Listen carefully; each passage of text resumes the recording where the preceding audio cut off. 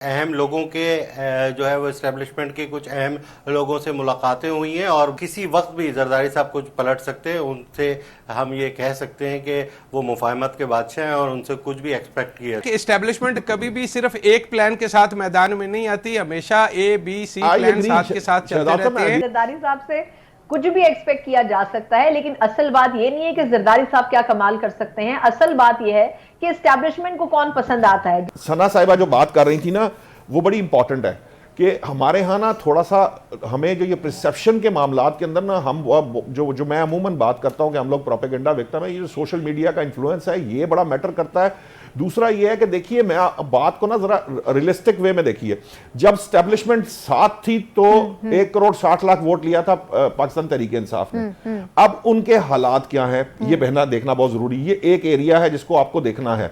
दूसरी बात यह है कि यह बात दुरुस्त है कि नया जो यंग वोटर एंटर हुआ है वो किसी भी जमात के साथ है, हम उसके बारे में कह नहीं सकते। एक आम तासुर यह है कि वो पाकिस्तान तहरीक इंसाफ के साथ है, जिसकी वजह से उसका प्लस माइनस आगे की तरफ जाएगा। लेकिन इस दफा स्टैब्लिशमेंट जो है वो पीटीआई के साथ नहीं है। ये एक एरिया है जिस पर डिस्कशन हो सकती है।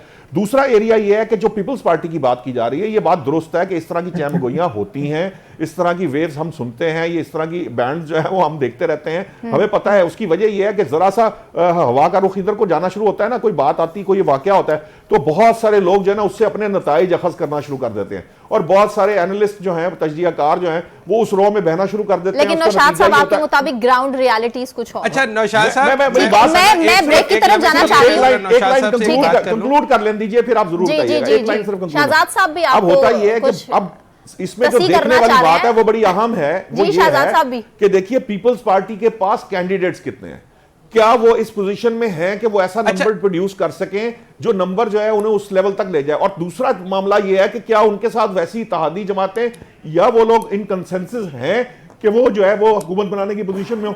ये वो एरिया जिस पे बात करने की जरूरत होती है। नौशाद साहब, इस पे एक आर्गुमेंट तो ये है कि एस्टेब्लिशमेंट कभी भी सिर्फ एक प्लान के साथ मैदान में नहीं आती, हमेशा A-B-C प्लान साथ के साथ चलते रहते हैं और घोड़ा तब्दील होता रहता है। 90 सीटें लेंगे तो जरदारी साहब मुफाहमत के बादशाह हैं, गिव एंड टेक के बादशाह हैं वो।